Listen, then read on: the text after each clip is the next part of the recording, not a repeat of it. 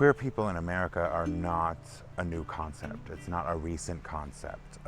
Pre-contact, there were hundreds, if not thousands, of tribes that practiced two-spirit traditions and practiced recognizing gender identities and gender expressions that were beyond what we see today as male and female.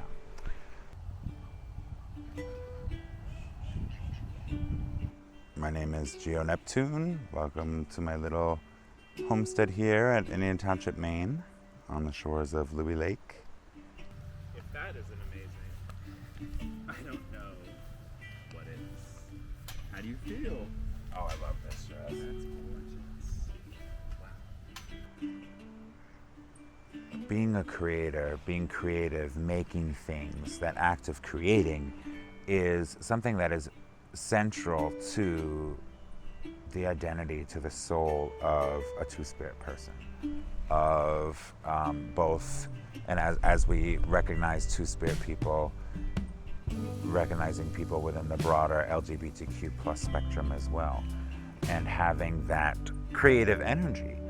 Because as our teaching goes, you know, Chiniweskna, Chimindu, the great feminine and the great masculine spirits, the way they made existence, the way they brought their thoughts, their dreams, their visions into existence was by combining their energies, was by taking their opposite energies, that projective masculine energy and that receptive feminine energy, and combining them in the same place and giving birth to all of existence, giving birth to this place where their ideas could take physical form, where they could see what a lake looked like, where they could listen to what birds sound like, where they could feel what the wind felt like on their skin. As two-spirit people, and as trans people, and as non-binary people, because not all of those things are the same, they're not all interchangeable, but they do interlap. That idea, that ability to create, that ability to create life by yourself is something that is inherent to queer identity from our worldview. Because in order to create life, men need women, and women need men. And if you get to the core of our teachings, two spirits are the only people who can create life by themselves.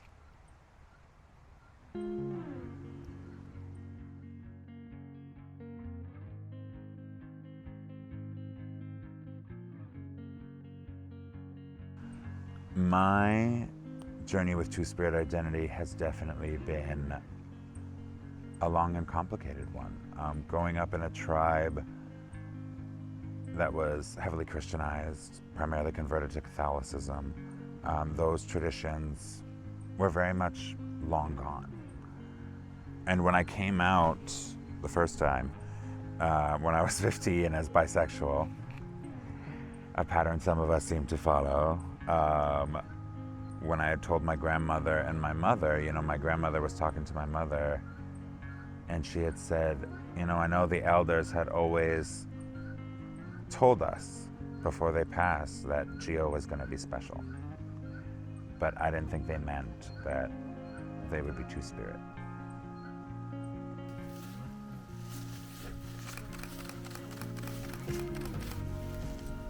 In that moment, and even up until that moment, the only time, I'd only heard the term two-spirit a few times. Like, the impression that I got from that term was that it wasn't necessarily something you wanted to be called.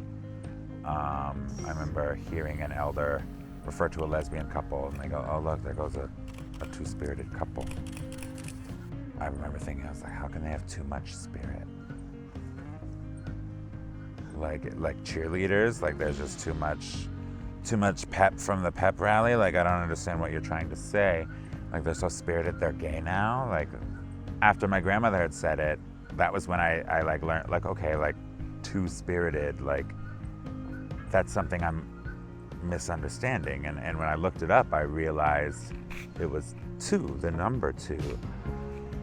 And so I started to find my way to all of this research, primarily by white anthropologists, about two-spirit people. And it was primarily documenting people that were associated with male at birth and were from the perspective of the colonial gaze, living and presenting as female within their communities. And absolutely shocked that the community, one, allowed it to happen, two, allowed them to be part of the community, three, thought that it was a normal thing. It was comforting and scary at the same time, because I looked in those pages and I saw those images and I could instantly see myself and who I was supposed to be and who I was going to be. And it also scared me, because I didn't know what that road was going to mean. And so I struggled with it for a long time. And I think the way that I reconciled being two-spirit for myself was through drag. Like I said, that was the way I let my female spirit come out to play. And even as I put those words to it, I realized eventually, my female spirit didn't want to be put away at the end of the show. My female spirit didn't want to go away. It didn't want to only be able to come out and play. I needed to be who was then George, as well as my drag persona lesbienne, at the same time. No matter what, I was living on either end of this extreme that wasn't meant for me. No matter what, on either side of that spectrum, part of me was unhappy. And so to reconcile that for myself, I moved home, I left my job in Bar Harbor, I came home to be here, and I came out as Geo. And I began presenting in what I defined for myself as non-binary presentation. I had always known that I was a two-spirit. Elders had told me that I was two-spirit, and I,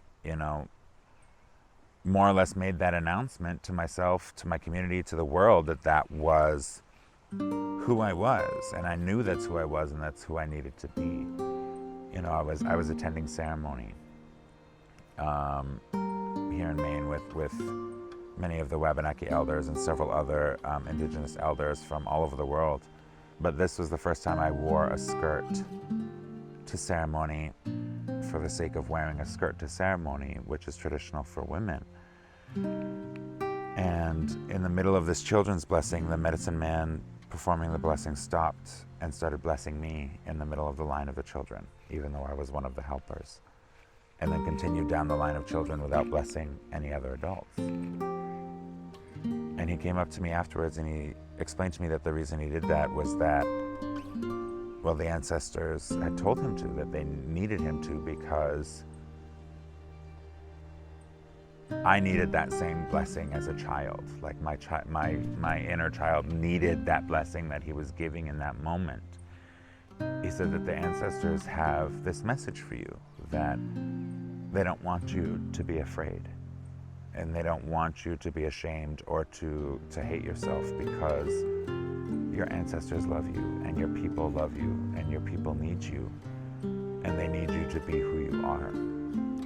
And the other message that they have for you today is that the way you are dressed right now is the way that Creator wants you to dress every single day.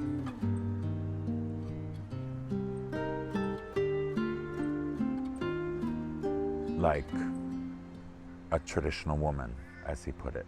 Not traditional in the Western view, but in our view, a woman who is traditional and follows our traditional medicines and spiritual ways. This is how you're supposed to present from now on. And it was both comforting, because it was in that moment that I was I knew this was coming when I was a teenager, that was my future, that it was gonna come that day, one day. But it was also I had a carpet pulled out from under me, because it was I was never gonna be allowed to pass as cis again without upsetting the ancestors or Creator in some way.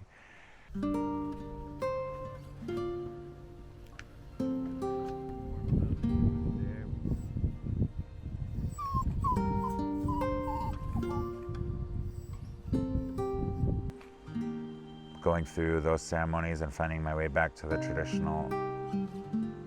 our traditional medicines and our traditional spirituality, I got I got my name. I got my spirit name, Niskabizuin.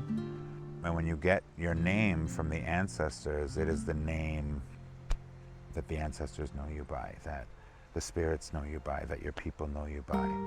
And it is the name that you are meant to step into and to carry. Like, having a name is also a responsibility, because this is what you're supposed to do within your community. It's literally announcing who you are to the world. So when I got my name and I got my ceremony, Niskabizuin, the root word of it is Bizun, which means medicine. And Bizuin is an incredibly powerful spirit that comes from that root word, medicine. And it's associated with not ghosts, not human spirits. This could only be described as an elemental, as an ancient spirit from nature. These powerful, powerful spirits, medicine beings. So Bizuin, like this spirit itself, is medicine. And so the beginning of my name in Passamaquoddy, Nizigab, if you were talking about something like the prefix Nizigab means two of them standing next to each other. But the way it was phrased by the elder, my name isn't Nizigabizuin, it's Nizgabizuin, which means that there are two of them standing as one. So two medicine beings stand together as one person. And that's my name, Nizgabizuin.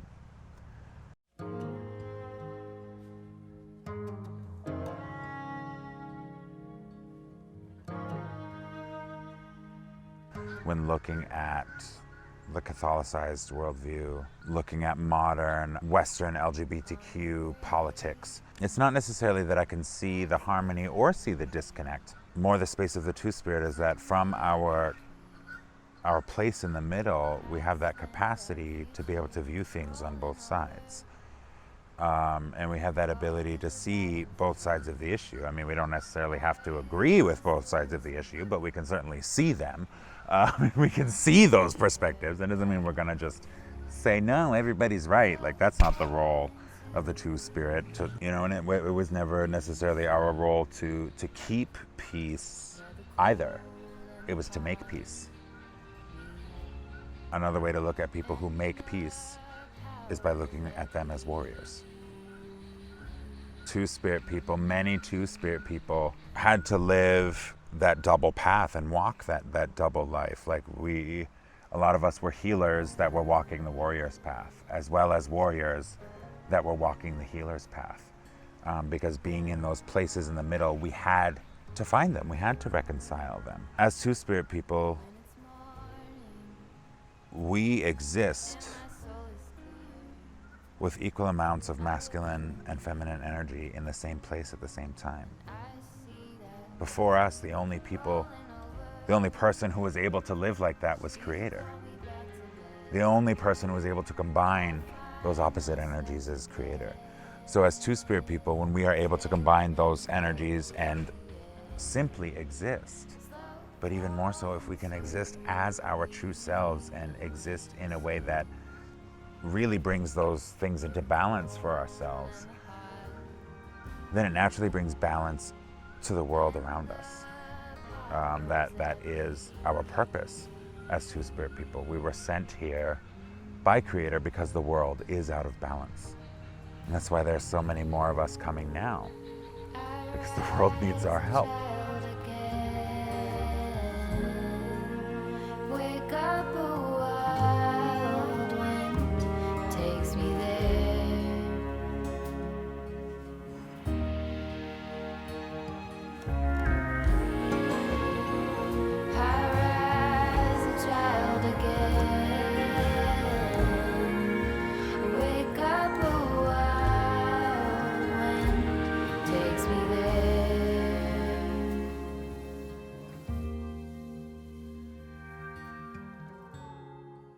And I still have some of my jeggings. I couldn't get rid of them, but I try to make sure to femme it up when I do wear them. But it's even to the point where if I don't wear a skirt in public, like, elders won't recognize me out of the corner of their eye. So if you see me in pants in public, I'm incognito. Like, don't blow my cover. It's incredibly effective. Even though I have all these giant tattoos everywhere, like I put on pants and I'm invisible.